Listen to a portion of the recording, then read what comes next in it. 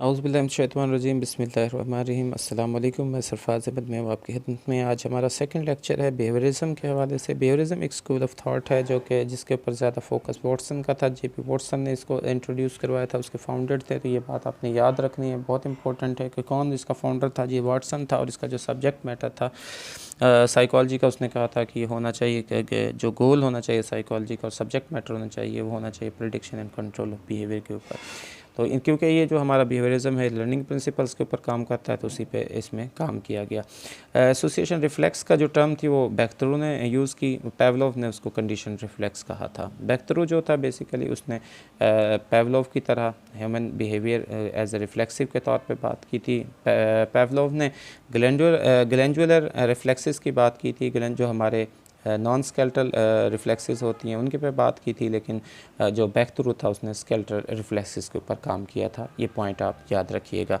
Glandular reflexes के अंदर आ जाते हैं हमारे हार्ट जो है, हमारे लंग्स और ये सारे आ जाते हैं। स्केल्टल रिफ्लेक्सेस के हमारे प्राइमरी मोटर न्यूरॉन्स वगैरह आ जाते हैं। बिहेवियरल थेरेपी बेसिकली जब हम किसी भी बिहेवियर इमोशनल प्रॉब्लम्स को ट्रीट करने के लिए जब लर्निंग प्रिंसिपल्स का इस्तेमाल किया जाता है तो इसको बिहेवियरल थेरेपी कहा जाता है। कॉर्टिकल मोज़ेक जो है अकॉर्डिंग टू पेवलोव उसने कहा था कि pattern of point of excitation and inhibition. ठीक है जी, जो हमारा पैटर्न ऑफ पॉइंट्स का है यानी कौन से पॉइंट्स है जो हमारी एक्साइटेशन और इनहिबिशन में कहते हैं, उसको कॉर्टिकल मोज़ेक का उसने नाम दिया था।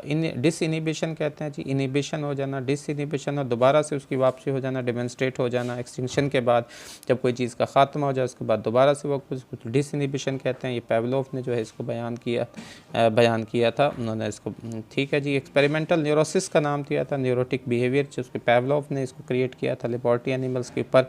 और इन्होंने टेंडेंसीज इनटू कॉन्फ्लिक्ट को जो है लेके आए थे, एक्साइटेटरी और इनहिबिटरी टेंडेंसीज को जो है इन्होंने बात की थी। एक्सटेंशन जो कहते हैं elimination of reduction of the condition response. जो कंडीशन रिस्पांस हमारा होता है, कंडीशन रिस्पांस कैसे आता है, जो कि अनकंडीशन जब हम स्टिमुलस के साथ कंडीशन स्टिमुलस को पेयर कर देते हैं और जो हमारा कंडीशन स्टिमुलस भी वही रिस्पांस देना शुरू कर देता है जो अनकंडीशन स्टिमुलस दे रहा होता है, तो उसकी वजह से एक कंडीशन रिस्पांस बनता है। जब इसमें कमी वाक़या हो जाती है, फिर एकदम इसका अगर ख़त्म हो जाता है, ये एलिमिनेट हो जाता है, इसको एक्सटेंशन कहा जाता है।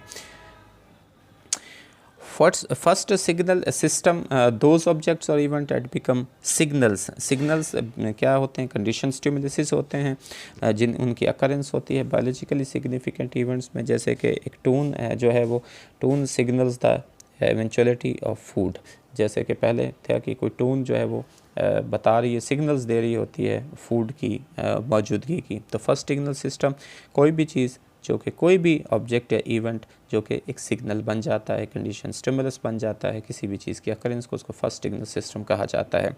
हार्मिक साइकोलॉजी क्या है जी? द नेम ही इसको दिया गया था, ये भी एक इम्पोर्टेंट पॉइंट है। मैकडोगल्स ने जो है इसको हार्मिक साइकोलॉजी का नाम दिया था। ये वर्जन है साइकोलॉजी का और इसके जो ये एम्फेसिस करता है पर्पसिव और गोल डायरेक्टेड बिहेवियर के ऊपर, यानी branch of psychology which deals on the purposive और गोल डायरेक्टेड बिहेवियर, उसको हार्मिक साइकोलॉजी कहा जाता है। और इसको जो इन्वेंटर हैं जिन्होंने इसको हार्मिक साइकोलॉजी का नाम दिया, उसका नाम है मैकडोगल। इनहिबिशन क्या होता है? हम पहले भी डिस इनहिबिशन की बात की है। इनहिबिशन बेसिकली रिडक्शन है और सीजेशन है, यानी रुक जाना, किसी चीज़ का खात्मा, किसी भी एक्टिविटी का जो कि स्टिमुलेशन की वजह से होता है, उसको इनहिबिशन कह जाते हैं। इसके बाद लॉ ऑफ रिसेंसी है। लॉ ऑफ रिसेंसी वाटसन्स की ऑब्जर्वेशन थी कि जो typically it is a correct response that terminate a learning trial, जो कि किसी भी लर्निंग जो हमारा ट्रायल होता है उसको टर्मिनेट कर देता है, उसका ख़ात्मा कर देता है। It is the final and most recent response होता है जो कि रिपीट किया जाता है जब कोई भी ऑर्गेनिज्म नेक्स्ट प्लेस्ड की इन द लर्निंग सिचुएशन, किसी भी लर्निंग सिचुएशन की अगली जो है वो प्लेस में उसको शिफ्ट किया जाता है, वो उसमें जाता है, तो वहाँ से वो उसको रिपीट करता है। बेसिकली जो लॉ ऑफ रिसेंसी है, रिसेंसी इफेक्ट जिसको कहा जाता है, लॉ ऑफ रिसेंसी सब ये कोई भी जो हमारी जो रीसेंट हमारे सामने प्रेजेंटेड इन्फॉर्मेशंस होती हैं उनको रिमेंबर रखने की जो सलाहियत है उसे रिसेंसी इफेक्ट या लॉ ऑफ रिसेंसी कहा जाता है। विलियम मैकडोगल कौन था जी? विलियम मैकडोगल विगल 1871 to 1938 है। इन्होंने जो है परसू किया था एक टाइप ऑफ बिहेवियरिज्म जो कि वाटसन्स के जो बिहेवियरिज्म से बहुत मुख्तलिफ टाइप था। तो जो मैकडोगल ने बिहेवियरिज्म की जो एम्फसाइज का पर्पसिव उसके हवाले से बात की थी, इंस्टिंक्टिव बिहेवियर्स के बात की थी, जैसा कि हमने हार्मिक साइकोलॉजी में देखा। वो बेसिकली इनका फोकस था विलियम मैकडोगल था। तो आपने विलियम मैकडोगल का नाम जो याद रखना है हार्मिक साइकोलॉजी के हवाले से याद रखना है, और पर्पसिव और गोल डायरेक्टेड बिहेवियर के हवाले से जो है आपने मैकडोगल का नाम वो याद रखना है। मेथोडोलॉजिकल बिहेवियरिज्म क्या होता है जी? एक बिहेवियरिज्म का वर्जन होता है जो कि एक्सेप्ट करता है कंटेंशन को that overt behaviour should be psychology subject matter, कि जो ओवर्ट बिहेवियर है वो साइकोलॉजी का सब्जेक्ट मैटर होना चाहिए, but is willing to speculate about internal cause of behaviour. लेकिन इस पर भी वो कहते हैं कि जी बिहेवियर की इंटरनल काज भी होती है, जैसे कि वेरियस मेंटल और साइकोलॉजिकल हमारे फिजियोलॉजिकल जो स्टेट्स होती हैं उनकी भी वजह होती है। तो इसको कहा जाता है मेथोडोलॉजिकल बिहेवियरिज्म, कि हमारा जो फोकस है वो होना चाहिए ओवर्ट बिहेवियर के ऊपर, साइकोलॉजी का जो सब्जेक्ट मैटर है, लेकिन वो स्पेकुलेट भी करते हैं about internal causes of behaviour की, जैसे कि वेरियस हमारी मेंटल और फिजियोलॉजिकल स्टेट्स होती हैं उनके हवाले से भी। जी आइवन पावलोव, जिसको आइवन पेट्रोविक पावलोव असल नाम, जिनका पूरा नाम था 1849 से 1936 का था। इन्होंने फोकस जो इनकी स्टडी का फोकस था वो था कंडीशन और अनकंडीशन स्टिमुलस के ऊपर, कि ये कंट्रोल करता है बिहेवियर को और जो हमारे फिजियोलॉजिकल प्रोसेस हैं उनके हवाले से। तो पावलोव का जो था कि उन्होंने कहा था कि तमाम जो ह्यूमन बिहेवियर है वो रिफ्लेक्सिव है।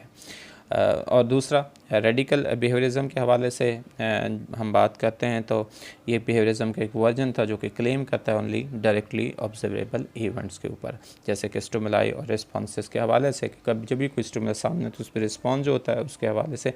तो जो बिहेवियर डायरेक्टली ऑब्जर्वेबल होता है उसको हम रेडिकल बिहेवियरिज्म कहा जाता है, उसके ऊपर ये फोकस करता है ये, और एक्सप्लेन करता है बिहेवियर को in term of unobserved mental events can be and should be avoided. वो कहता है कि जो हमारे उन चीज़ें जिनको हम ऑब्जर्व नहीं कर सकते उनको अवॉइड करना चाहिए साइकोलॉजी के अंदर।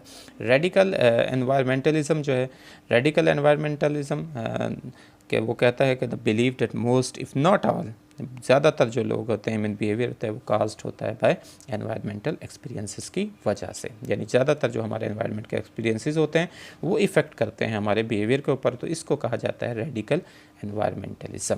रिफ्लेक्सियोलॉजी जो है टर्म, ये बेख्तरू ने इसको इंट्रोड्यूस करवाया था, ये भी याद रखिएगा, और इसका जो है ये यूज़ की जाती है ह्यूमंस को स्टडी करने के लिए, और ये relationship between environmental events and overt behaviour के रिलेशनशिप्स को जो बयान करती है उसे रिफ्लेक्सियोलॉजी कहा जाता है। आगे एक बहुत बड़ा नाम है जी आइवन एम स्किनऑफ। ये स्किनऑफ जो था 1829 से 1905 का इनका दौर था, और ये इनको father of Russian objective psychology का इनको फादर कहा जाता है। इन्होंने एक्सप्लेन किया था all human behaviour in terms of stimuli and physiological mechanisms के हवाले से, और इन्होंने जो है recurs of metaphysical speculation of any time उसको जो है इन्होंने उसके बगैर उन्होंने कहा था कि जो हमारा बिहेवियर ह्यूमन बिहेवियर होता है वो स्टिमुलाई और हमारे जो फिजियोलॉजिकल मैकेनिज्म है उनके ऊपर डिपेंड करता है। सेकंड सिग्नल सिस्टम है, हमने फर्स्ट सिग्नल सिस्टम की पहले बात की थी, पढ़ा था। अब सेकंड सिग्नल सिस्टम जो था ये सिंबल है ऑब्जेक्ट्स का और इवेंट्स का, कि जो हमारे जो सिग्नल्स होते हैं जो इनकी अकरेंस होती है बायोलॉजिकली सिग्निफिकेंट इवेंट्स होते हैं।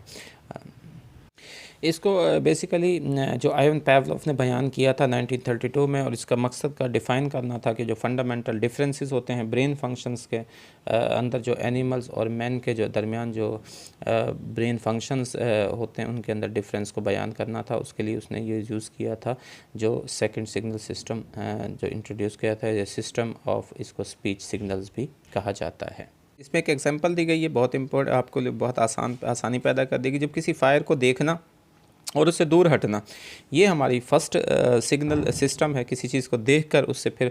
और लेकिन अगर हम किसी चीज़ का वर्ड सुनते हैं फायर, ठीक है जी, सिर्फ वर्ड फायर का सुनते हैं, आग है जी, उसको वो अगर उससे फिर बंदा जो है वो स्केप करता है तो उसे सेकंड सिग्नल सिस्टम कहते हैं जी, ठीक है।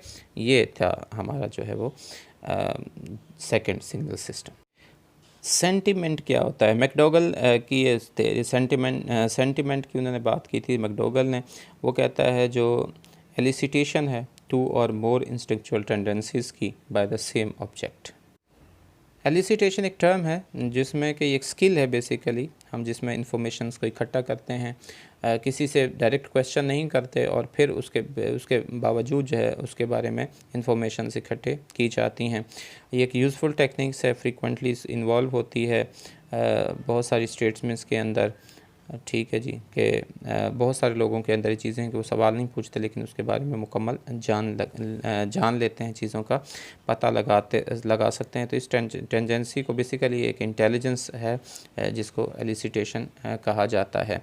तो यहाँ पे हम जो ज़िक्र कर रहे हैं सेंटिमेंट की, मैकडोगल की के मुताबिक जो एलिसिटेशन टू और मोर इंस्टिंक्चुअल टेंडेंसीज़ की बाय द सेम ऑब्जेक्ट, एक ही ऑब्जेक्ट के ज़रिए दो या दो से ज़्यादा जो हमारी इंस्टिंक्चुअल टेंडेंसीज़ हैं उनके बारे में जान लेना, उनका पता लगाना, ऑब्जेक्ट्स के सेम ऑब्जेक्ट्स के बारे में, उसके थॉट्स के बारे में, उसको सेंटिमेंट कहा जाता है। स्पॉन्टेनियस रिकवरी, ये हमने लर्निंग की जो प्रिंसिपल्स हैं उनके अंदर हम बाद में भी डिटेल में इसको डिस्कस करेंगे। ये रीअपरेंस ऑफ कंडीशन जो हमारा रिस्पॉन्स होता है आफ्टर डिले फॉलोइंग एक्सटेंशन, जब एक चीज़ ख़त्म हो जाता है रिस्पॉन्स और उसके थोड़ी अर्से बाद वो अचानक उसकी दोबारा से रीअपेरेंस हो जाती है तो उसको स्पॉन्टेनियस रिकवरी कहते हैं। ये प्रिंसिपल है बेसिकली लर्निंग का। ट्रोपिज्म क्या है? बहुत इंपॉर्टेंट है जी ट्रोपिज्म, इसको याद रखिएगा, ये टर्म बहुत इंपॉर्टेंट है, अक्सर पूछा जाता है। तो ये बेसिक हमारा जो ट्रोपिज्म है ऑटोमेटिक ओरिएंटिंग रिस्पॉन्स है और ये इसने लियोब ने उसको स्टडी किया था प्लांट्स एंड एनिमल्स के अंदर। ट्रोपिज्म ऑटोमेटिक ओरिएंटिंग रिस्पॉन्स, ठीक है जी, किस ऑटोमेटिक जो है ज़ाहिर होने का जो रिस्पॉन्स है, ओरिएंटेशन का रिस्पॉन्स है, उसे ट्रोपिज्म कहा जाता है। ये एनिमल्स के अंदर भी होता है और प्लांट्स के अंदर भी पाया जाता है। जे.बी. वॉटसन, जिसका जॉन ब्रोडिस वॉटसन पूरा नाम है, आज तक हम जे.बी. वॉटसन ही सुनते हैं जी। 1878 टू 1958 का इनका दौर था। वॉटसन ने, क्योंकि बेसिकली वॉटसन के ऊपर ही सारा बिहेवियरिज्म जो हमारा है वो फोकस करता है, बिहेवियरिज्म के फाउंडर थे, उन्होंने इस्टेब्लिश किया था psychology's goal as the prediction and control of behaviour, कि हमने किस तरह से प्रेडिक्ट करना है और कंट्रोल करना है बिहेवियर को। अपनी जो उनकी फ़ाइनल पोजीशन थी, उन्होंने डिनाई किया था the existence of mental events and उन्होंने मेंटल इवेंट्स की एग्जिस्टेंस को जो है वो डिनाई किया और उन्होंने कंक्लूड किया था कि जो इंस्टिंक्ट्स होते हैं play no role in human behaviour, हमारे इंसान के अंदर इंस्टिंक्ट्स का कोई किरदार नहीं है। On the mind body problem, Watson ने finally become a physical monist.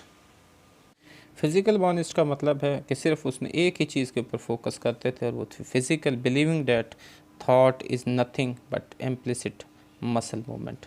इसके थॉट्स जो होते हैं कुछ नहीं होते लेकिन सिर्फ क्या होता है, एक इम्प्लिसिट मसल्स की मूवमेंट्स होती है, उसको थॉट उसने कहा गया।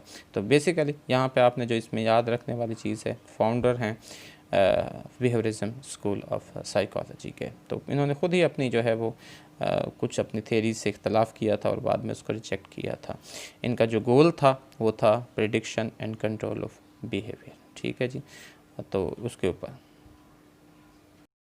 ये तो था हमारा बिहेवियरिज्म के ऊपर लेक्चर। इसमें हमने कुछ सिंपल चीज़ें उनको डिस्कस किया, कुछ कंट्रीब्यूशन जो थे साइकोलॉजिस्ट के उनको हमने जो बिहेवियरिज्म स्कूल ऑफ थॉट्स के अंदर आते हैं। ज़्यादा इसमें हम जब जाएंगे डिटेल में आगे, आप जो बिहेवियरिज्म के बारे में स्टडी करेंगे वो न्यू बिहेवियरिज्म के अंदर है। यानी न्यू बिहेवियरिज्म के अंदर ज़्यादा काम हुआ लर्निंग के ऊपर, बिहेवियर के ऊपर वो सारा। इसमें तो एक दो नाम हमने डिस्कस किए जिसमें से हमने जे.बी. वॉटसन का, तो वो तो फाउंडर ही हैं, स्किनऑफ का बात की हमने और आयन पेवलोव की हमने बात की और मैकडोगल की हमने बात की, जो उनकी हार्मिक साइकोलॉजी के हवाले से उनका जिक्र था, या बैक्थरू का जो थोड़ा सा हमने इसमें जिक्र किया। आगे ज़्यादा डिटेल में और ज़्यादा तफसील के साथ जो बिहेवियरल स्कूल ऑफ थॉट था हमारा वो आगे जाता है, न्यू बिहेवियरिज्म के अंदर कन्वर्ट होता है और उसमें नई इन्वेंशंस होती है, नई चीज़ें आती हैं, नई जो है वो थेरीज़ डेवलप की गई, तो उसको नाम दिया गया न्यू बिहेवियरिज्म के अंदर, जिन्होंने बिहेवियरल स्कूल ऑफ थॉट को फॉलो किया लेकिन उसमें कुछ इम्प्लीमेंटेशंस की, जैसे कि हम फ्राइड्स की बात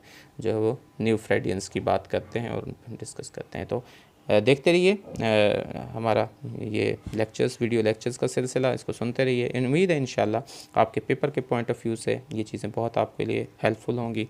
आप अगर यकीन के साथ और मेहनत के साथ इन चीज़ों को करते हैं तो मेरा नहीं ख्याल कि जो चीज़ें हम इंशाल्लाह डिस्कस करेंगे इनके अलावा कोई भी चीज़ आपके पेपर में इसके अलावा आएगी। इसी में से सारी चीज़ें आएंगी, इस पे फोकस करें, किसी और एक्स्ट्रा मटेरियल की आपको ज़रूरत नहीं है। इन्हीं के ऊपर फोकस करें, अपने कॉन्सेप्ट्स को क्लियर करें, अपने नॉलेज में इजाफा करें। इंशाल्लाह आप ज़रूर कामयाब होंगे। अल्लाह ताला आपका हामी और नासिर हो। अल्लाह ताला आपकी ज़िंदगी में आसानी नसीब फरमाए और आसानियाँ तकसीम करने की तौफीक नसीब फरमाए।